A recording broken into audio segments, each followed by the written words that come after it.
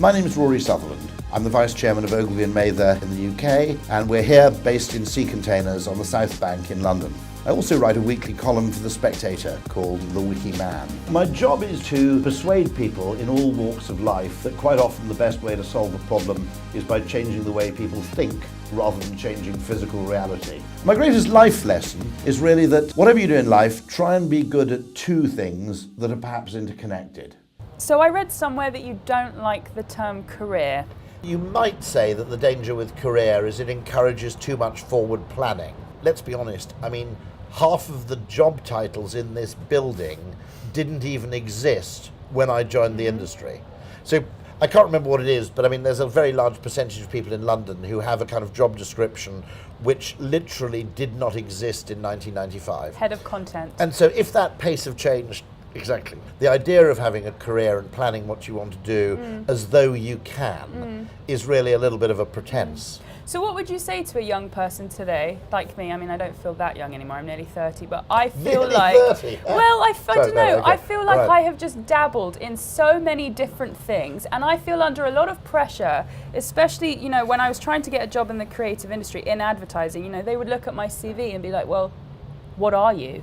That actually is one of the worst aspects of employment, which is that we employ to fill positions rather than employing people and then working out roles around them. One of the things I would recommend is, I mean, a certain degree of randomness, certainly early in your career, in the long term pays off because it gives you versatility and it gives you breadth.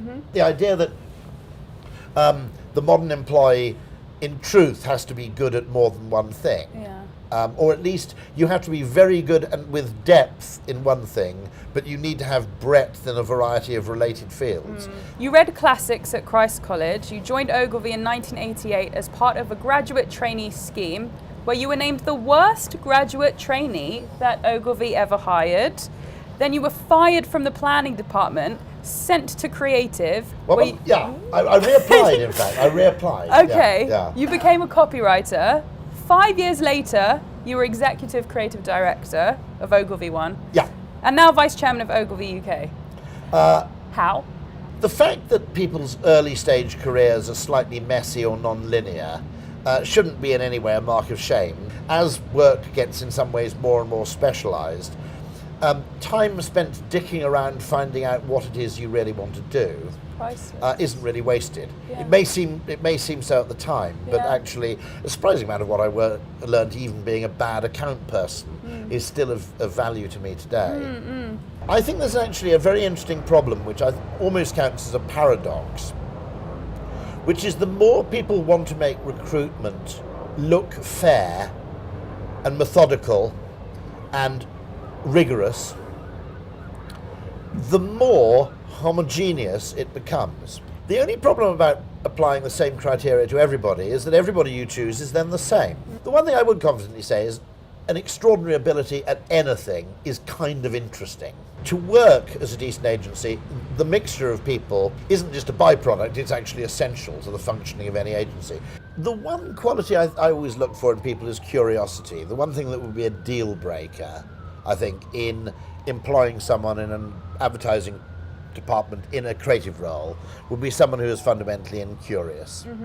This actually brings me on to the Pepsi ad question that I had for you, which is trial by social media, and how basically, correct me again if I'm wrong, but everyone within the advertising industry saw that ad and was like, it's shit, this is wrong with it, that's wrong, that's wrong. Everyone outside of the advertising industry was like, what's wrong with it? There are some problems with that ad, which is what the hell's Kylie Jenner doing there? Yeah. It was a little bit too. I'll tell you what it was. It was kind of like its strategic bra straps were showing, and it didn't get away with it. And it's worth remembering that when you do any of that kind of issue-based or what you might call mission-based advertising, you're walking a pretty fine line. Yeah.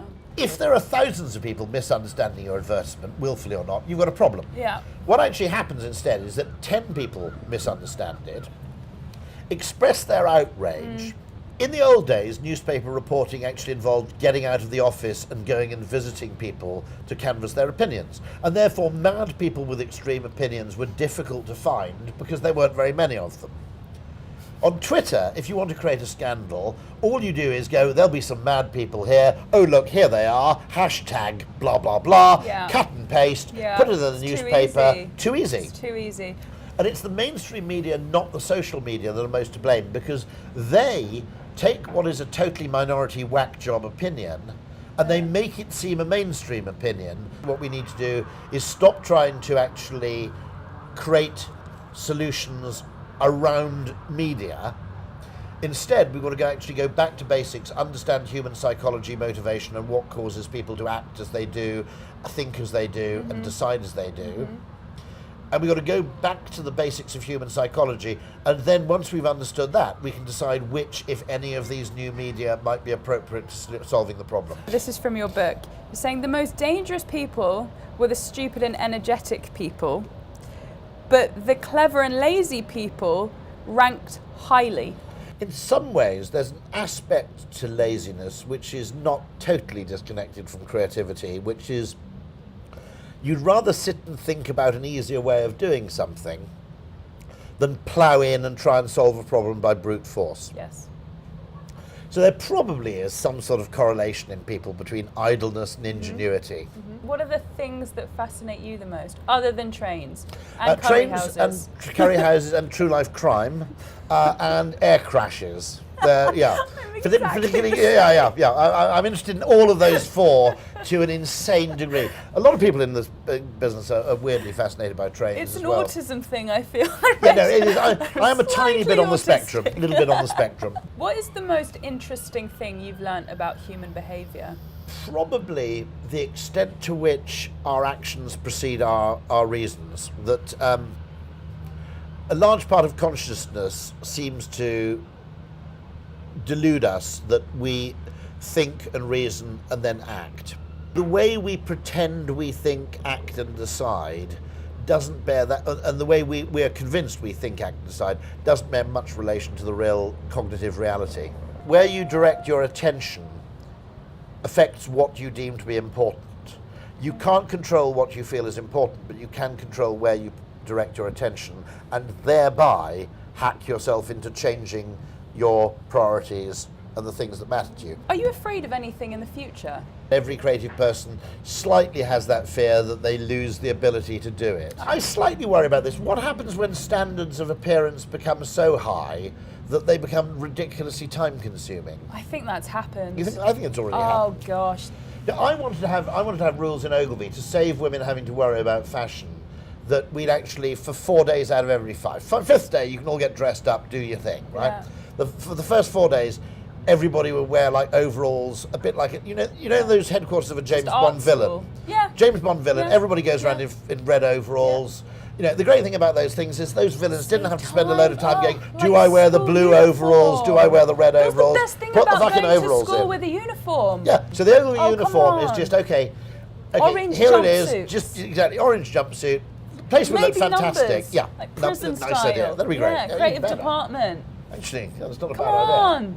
Actually, this is quite a good idea. Okay, quick fire. What's the best lesson we can learn from the past? Too deep? Don't worry about it. Are you successful? To the extent which is, if I fell off a cliff tomorrow, I wouldn't feel I'd wasted my life. Yeah. Have you ever failed? Yes, lots. What country's making the best advertising? It's harder and harder than ever to generalise, but Brazil and Latin America have always had some fantastic stuff. Do you ever have shit ideas? Oh yeah, really shit ideas, yeah. Not only that, you have to have some shit ideas. Yeah. The most vital thing in an ad agency is you have a culture where it's okay to fail or be silly. Creating a culture in which you can make stupid suggestions and still get promoted. You didn't ask me Beatles or Stones. Beatles or Stones? Did you always ask Beatles or Stones? It's an all quick fire question. Beatles or Stones? Remote. No, Stones actually. Scrambled or fried? Fried. Tweed or leather? Actually, more tweed. The other thing with fried, you can make, I shouldn't interrupt here, you can make eggs Benedict with fried eggs. It's better than poached. Really? Yeah, and bacon's better than ham as well. Do you ever put So a it's bit of, basically a full English breakfast on a bun. What's the weirdest thing you ever had Tabasco on? I put Tabasco on virtually everything. So I put it on porridge. What food is not improved by the addition of cheese? Cheese. And the only one I can think of is the food that isn't improved by adding cheese. Probably prawns.